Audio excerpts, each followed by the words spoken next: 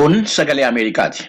Manni maree nageenyaa dhaabbata mootummoota gamtoomanii ergamni humna naga eegdota Sudaan kibbaa keessa jiru waggaa dabalataa tokkoo fi akka itti fufu murteesseera. Turtii naga eegdotaa kana dheeressuudhaaf sagalee kenname irratti Raashaa fi Chaayinaan sagalee kennuu irraa akka of qusatan kan beekamu yommuu ta'u, miseensonni mana marichaa 13 garuu turtiin naga eegdota Sudaan kibbaa amma bitootessa 15 bara 2023tti akka itti fufu walii galaniiru. Bakka bu'aan Chaayinaa biyyi isaanii turtii naga eegdotaa irratti mormii akka hin qabne ibsanii garuu sababa itti fufiinsaa irratti yaadni dhiyaate madaalawaa miti jechuudhaan Yuunaayitid Isteetsi dhimma mirga namoomaa itti dabaluudhaan dhiibbaa humteetti jechuun isaanii gabaasameera. Bakka buutuun mootummaa Raashaa gama isaaniitiin murticha fooyyessuudhaa fi yaadni biyyi isaanii kennite waan fudhataman arganneef akka sagalee kennuurraa of qusatan ibsaniiru. Miseensonni naga eegdota mootummoota gamtoomanii Sudaan kibbaa keessa jiran loltoota 17,000 fi poolisoota 2,100 kan of keessaa qabudha. Dhaabbanni mootummoota gamtoomanii baasiin inni naga eegdota Sudaan kibbaatiif baasu waggaatti doolaara biliyoonii 1 ol akka ta'e gabaasameera. Murtoo mana maree nageenyaa kana keessatti akka ibsametti sababni humni nageenyaa akka bobba'u taasifameef biyyi Sudaan kibbaa akka gara wal waraansaatti deebitee hin galleef jedhameera. Bara 2013 fi 2018 gidduutti walloleensi garee pirezidaantii biyyattii Saalvaakirii fi garee itti aanaa pirezidaantii biyyattii Reek Maachar gidduutti taasifameen lubbuun namootaan 400,000tti tilmaamamu darbee kan miiliyoonatti lakkaa'aman immoo jireenya isaanii irraa akka buqqa'an gabaasameera. Pirezidaantiin Yuukireen Volodimiir Zelenskii yommuu mana maree bakka bu'oota Yuunaayitid Isteetsiif haasaa gochuudhaaf jiranitti pirezidaantiin Yuunaayitid Isteetsi Joo Baayiden gargaarsa nageenyaa Yuukireeniif kan oolu deeggarsa doolaara miliyoonii 800 taasisuu isaanii himuudhaaf jiran. Gargaarsa maallaqaa guyyaa har'aa ifa ta'uudhaaf deemamu kana dabalatee erga Raashaan Yuukireeniin weerarte as Yuunaayitid Isteetsi doolaara biliyoonii 2 Yuukireeniif ramaddeetti. Pirezidaant Zelenskiin haasaan isaan mana maree bakka bu'ootaa Yuunaayitid Isteetsiif taasisan viidiyoodhaan yommuu ta'u, Zelenskiin haasaa wal fakkaataa mana maree mootummaa Biriteen, caffee mootummaa Kaanaadaa fi caffee gamtaa Awurooppaatiif akka dhiyeessan beekameera. Pirezidaant Zelenskiin haasaa kana kan taasisan deeggarsa gargaarsa namoomaa fi waraanaa gaafachuu akka ta'e gabaasameera. Ministeerri ittisaa Yuunaayitid Isteetsi Lloyd Austin walga'ii ministeerota biyyoota miseensa neetoo irratti argamuudhaaf biyya Beeljiyeem magaalaa Biraaseels seenanii jiru. Lloyd Austin marii walga'ii walitti dhufeenya biyyoottan 30 hoogganuudhaaf deemu jedhameera. Barreessaan olaanaan neetoo Jens Stoltenberg kaayyoo walga'ii naatoo kun akkaataa nageenyaa irratti jijjiirama taasisuudhaan weerara Raashaan Yuukireen irratti raawwattee fi fuulduratti deebii kennamuu danda'u irratti dubbachuudhaaf akka ta'e ibsaniiru. Waggoottan dhiyoo kana keessatti naatoon biyyoottan Baaltik jedhamanii waamaman Istooniyaa, Laatiiviyaa, Luutiniyaa fi Poolaand keessatti humna waraanaa 500,000 bobbaasee jira.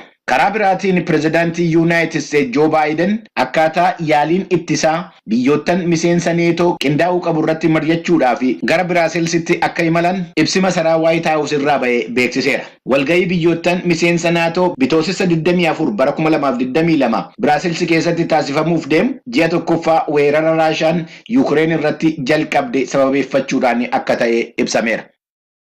Raashiyaan dhimma meeshaa nukleeraa biyya Iraan irratti waliigaltee bara 2015 taasifame haaromsuu irratti yaada ishee jijjiiruu malti waan jedhu irratti ashuuraa barreeffamaan kenniteen waliigaltichi akka haaromsamu akka eeyyamtu beeksisuun ishee gabaasameera. Sababa Raashaan Yuukireeniin weerarteen kan ka'e qoqqobbii ishee irratti taasifame walqabatee waliigalteen nukleerii Iraan irratti ilaalcha kanaan dura qabdurraa boodatti deebi'uu dandeessi shakkii jedhu irratti ministeerri dhimma alaa Raashiyaa Sergey Lavrov deebii kennaniiru. Я слышал, как американцы пытаются ежедневно нас обвинять в том, что мы тормозим эту договоренность. Это ложь. Waliigalteen dhimma niikuleeraa Iraan waliinii boodatti akka harkifatu akka goonetti Ameerikaanonni yeroo hedduu akka nu himatan dhageen jira. Kun soba. Waliigaltichi haga ammaatti magaalaalee kamittuu mirkanii hin arganne. Mooskoottis akkasuma. Laavaroof bitootessa 5 bara 2022 dhimma kana ilaalchisuudhaan yaada kennaniin hariiroon biyyi isaanii Iraanii wajjin qabdu waliigaltee dhimma nuukileeraa kanaan akka miidhamuu hin dandeenye ibsaniiru. Dubbii himaan ministeera dhimma alaa Yuunaayitid Isteetsi Niid Piraayis dhimma kana ilaalchisee yommuu oduu gabaastotatti dubbatanitti akka jedhanitti waliigalteen nuukileerii Iraan weerara Raashaan Yuukireen irratti taasifteen wal qabatee qoqqobbii isheerra kaa'ame keessaa sababa ittiin baatu ta'uu hin qabu jechuudhaan Raashaatti quba qabaniiru. Naannoo kibbaa aanaa addaa Amaarroo keessatti fixiinsi sanyii raawwatamaa jira. Haleellaa kanas garee mootummaan Shanee jedhutu raawwata. Mootummaanis dhaabsisuu hin dandeenye jechuudhaan aangawoonni naannoo himatan. Mootummaanis himannaa kana haalee jira. Komishinni mirga namaa Itoophiyaa haleellaa naannoo tokko irratti raawwatamu fixiinsa sanyiiti jechuun sirrii miti jedha jechuudhaan Yoonaataan Zabdiyoos gabaasee jira. Izeema bakka bu'uudhaan dorgomanii injifachuun mana maree bakka bu'oota uummataa keessatti hawaasicha ka bakka bu'an akkasumas ittaanaa durataa koree dhaabbata dhimmootii bishaanii jal'isii horsiisee bulaa ka ta'an Dr. Awwaqa Amzaayyee uummata bakka bu'ee jedhan irratti yakka hojjetamaa jira jedhan ibsaniiru. ኮር ህዝብ ላይ ባለፉት 6 ዓመታት ከፍተኛ የሆነ ተጽዕኖ በደል እና በእኛ አረዳድ የዘር ማጥፋት ወንጀል እየተፈጸመ ነው ያለው። አንደኛ በየቀኑ ሰው ይገደላል። ኡመታ ሁርረቲ ወጎተ ጃንደርበን ዲባ ጉዳ ደረራ ፊ አካ ሁበኖ ኬኛቲ የካ ፊጢንሰ ሰኝቱ ራወተማ ጅራ ቶኮፋ ጉያ ጉያቲ ነመቱ አጄፈማ ኩኒሲ ደበላ ዴሜራ ኩን ቶኮ ከምብራድሞ gandeen gammoojjii 20 ta'an namoonni tasgabbaanii jiraachuu waan hin dandeenyeef achi ka'aniiru. Sadaffaan waggaa 6 daandiin cufaadha. Marfamee jira. Ummati dawwaa argachuu hin dandeenye, wal'aansa argachuu hin dandeenye, ijoollee isaa ala baasee barsiifachuu hin dandeenye. Qaamotiin nageenya lammiiwwanii eeguuf mirgaaf itti gaafatamni seeraatti kenname keessumaa yakka mootummaan raawwataa jira jedhan dhaabsisuu hin dandeenye jechuun qeeqan. ደግሞ መንግስት ሊከላከለው አልቻለም። እስካሁን ድረስ ምንም አይነት ትልቅ ኦፕሬሽን ወስዶ ይህን ሁኔታ ማስታገስ አልቻለምና ህዝቡ በዚህ የተነሳ የሁልና ሞቱማን ኢትሱ hin dandeenye hanga ammaatti duula guddaa gaggeessee haala kana tasgabbeessuu hin dandeenye. Ummatichi kanarraan kan ka'e yaaddoo keessa jira, balaa keessa jira. Ummata yaraadha. Ja'aan namni 10-20 yoo ajjeefame abbaatu du'aa, haadhatu du'aa, daa'imman beelaaf saaxilamu.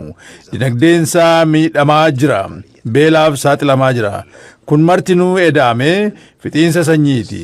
Tooftaadhaan gaggeessamaa jira. Kana mootummaan nu dhaga'uu hin dandeenye. Dr. Awwaqan fixiinsa sanyii raawwataa jira yakka jedhan godina Gujii dhiyaa naannoo Oromiyaa keessa kasossa'u gara hidhateen raawwatamee jedhu.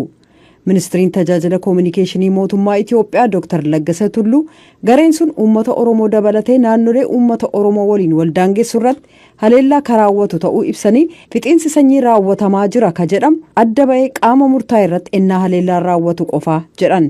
ይህን ለመፍታት መንግስት አቅቶ እንደ ጸጥታ ተቋም ማቀደን በዝርዝር እየሰራን ያለነው የጸጥታ ተቋማችንም እዛ ቁጭ ብሎ እየሰራ ነው። Kana mootummaan karoorsee akka waaltaa nageegumsaatti karoorfamee hojjetaa jira. Waaltaan nageenyaa keenyas gamas ta'ee hojjetaa jira. Dhugaan lafa jiru kana daandiin cufameera kan jedhamu kana waan ta'eef adeemsa kanas itti fufuudhaan bifa qindaa'een kan hojjetamu ta'a. Nageenya waariisa qabu fiduu hin dandeenye fuula duratti akkaataa hiika qabuun karoorsinee hojjetaa jirra. Mootummaanis tarkaanfii fudhataa jira jechuudhaan himannaa mootummaa irratti dhiyaate fudhatama dhabsiisaniiru. Torbanneen hanga tokko dura itti gaafatamaan dhimmootii koominikeeshinii mootummaa naannoo Oromiyaa obbo Haayiluu Addunyaa kanneen bu'aa siyaasaa nu argamsiisa jedhamantu ajjeechaa kana raawwate hawaasa tokko irratti haleellaa fuulleffate oofa jedhanii harka mootummaatu keessa jira ka jedhu garuu uummata walirratti kanneen kaasuu barbaadan namoota siyaasaa finxaaleeyyiitu oduu akkasii afarsaa jechuun isaanii ni yaadatama. Itti gaafatamaan waajjira nagaaf nageenya naannoo gama kibbaa obbo Alamaayyoo Baawudii gama isaaniin ofii isaa waraana bilisummaa Oromoo kan ofiin jedhu dahatee uummata irratti haleellaa ajjeechaaf saamicha raawwata. Rakkoo kana hiikuun hin danda'amne jedhan fuula duratti qindoominaan furmaata arguuf yaaliin kan godhamu ta'uu ibsan. ሸኔ በዋነኛነት ያጠቃ ያለው ኦሮሞውን ነው። ትኩረትም የሚሰሩት ኦሮሚያ ላይ ነው፣ በሌሎች አካባቢዎች ላይ አይደለም። ምናልባትም ደግሞ ሸኔን አደድሩማዳን ከን እኒ ሀሌላ ጅሩ ኦሮሞዳ ፉሌፈተስ ከንሳን ሆጀተን ኦሮሚያዳ መሌ ናኖ ብራ ሚቲ ታሪሞ ናኖ ዳታ ቢሳን ፈየዱ ሁምኖኒ ነገኛ ኦሮሚያ ፊ ፌደራላ በካ ሂንጠቀምነ ኬሰ ዳተኒ ሐዋሳሌ ከብሮ ከን አካ ቤኒሻንጉሊፍ ጋምቤላ ኬሰ ዶከተኒ ኡመቲቸ ረቲ የካ ከን ራወተን ንጅሩ ከነ ሽፍቱማዳን ኢጃረመኒ ራወቱ ከነ ሞቱማን ፌደራላስቴ ሞቱማን ኦሮሚያ ቤካ ጨሊሴ ከን ኢላሉ ሚቲ Komishinarri Komishina Mirga Namaa Dr. Daani'el Baqqalee Gamasaaniin Itoophiyaa keessaa hawaasa hedduun himannaa wal fakkaatu akka dhiyeessuuf mara dhaqqabuuf qorannaa geggeessuuf humni komishinichi qabu murtaa'aa ta'uusaa ibsanii haleellaa raawwatamu mara garuu yakka fixiinsa sanyiiti jechuun sirrii miti jedhan. ኢትዮጵያ ውስጥ ዘር ማጥፋት ወንጀል ተፈጸመብኝ የሚል አባባል ሁሉም ቦታ ተሰማለ። ዝም ብሎ አንድ ሰው በማንነቱ ኢትዮጵያ ኬሰቲ ፊጢንሰ ሰኚቱ ራወተ ከንጀዱ በከ መራ ዳጌሳ ጨሊሴ ነምኒ ቶኮ ኤኝማ ሳቲን ረቲ ፉሌፈተሜ ሀሌላ ዮርት ራወተሜ የከ ፊጢንሰ ሰኚ ሂንጀደሙ ፊጢንሰ ሰኚ ጀቹን የከ አዳ በ ቶኮ ሴረ ሰደርካ አዱኛቲ ኡላጋንሳ ማል አከቴ ሂከ ቀባ Komishina Mirga Namaa Itoophiyaatti Daayirektarri naannoo Imaad Abdul Fattaa waajjira hawaasaa jirurraa dhimma isaa quba kan qaban ta'uu dubbatan.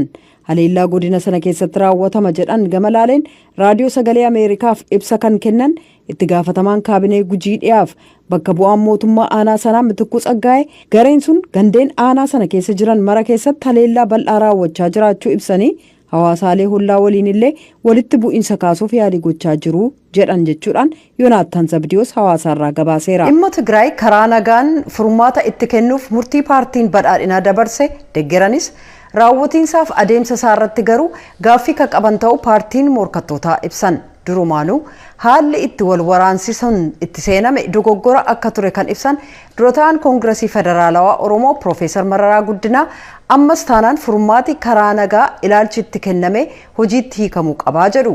Durataan paartii Areenaa obbo Goyitoom Tsaggaa'ee immoo murtiin sun hatattamaan hojiirra akka oolu gaafatanii garuu raawwatiinsa isaa ilaalchisee shakkii qabaachuu dubbatan. Itti gaafatamaan dhimmootii dhaabaa kan paartii Izeemaa obbo Waasuun Tasfaa immoo murtii badhaadhinaa deggeranis bayin wal waraansa sanaa utuu hin hubatamin ta'e akka jedhu jijjiirraa ejjennoo kan hin fudhanne ta'uu dubbatan. Kennedy Abaatetu gabaasee jaalannee dhiyeessa. Paartiin badhaadhinaa gumii isaa tokkoffaa gaggeesse irratti uummanni Tigraay gatii silaa ta'uu hin qabne kan baasaa jira ittiin jedhe hambisuuf carraa karaa nagaa jiran hundumaa gargaaramuuf waliigaluu isaa beeksisee jira. Paarticha keessatti damee hariiroo uummataa fi hariiroo alaaf itti gaafatamaa akka ta'an Dr. Biqilaa Hurrisaa dhimma Tigraay ilaalchisee murtii gumii kanaan darbe akkas jechuun ibsan. ወንድም ወገን የሆነው የትግራይ ህዝብ ላይ የሚደርሰውን ሰቆቃ ከማስቀረትና እፎይ ብሎ እንዲኖር ከማድረግ አንፃር አሉ የተባሉ የሰላም አማራጮች ኦቦላፍ አንቴ ከተይ ኡመተ ትግራይ ላላገው አንብሱዳፍ አከስመስ አከፉረ ባፈቴ ጅራቱ ጎቹዳፍ ጨራ ከራ ነጋ ጅሩ ጀደመን ሁንዱማ ገርጋራሙዳን ፈዲ ኡመተ ትግራይ ጉቱዳን ረኮሳ አንብሱፍ ሆጀቹን አከራ ኤገሙ ወሊገልቴ ረጋሜ ጅራ Murtii paartii badhaadhinaa kana kan ilaaleen dura taa'aan ofeekoo Profeesar Mararaa Guddinaa akka jedhanitti yaada karaa nagaan furamu jedhu kana akka deeggaran garuu attamitti hojiirra akka oolurraa gaaffiin qabaa jedhu. የገዢው ፓርቲ ችግር የምናገራቸውና የሚሰራቸው አንዳንድ ጊዜ ስለምንራራቅ ነው እንጂ rakkoon paartii biyya bulchaa jiru yeroo tokko tokko waan dubbatuuf waan hojjetu walirraa fagoo ta'uu isaati malee haqaan rakkoo jiru furuuf sochoona jedhanii murteessinaan gorsi keenya ka duraan kennaa turres kanuma ture.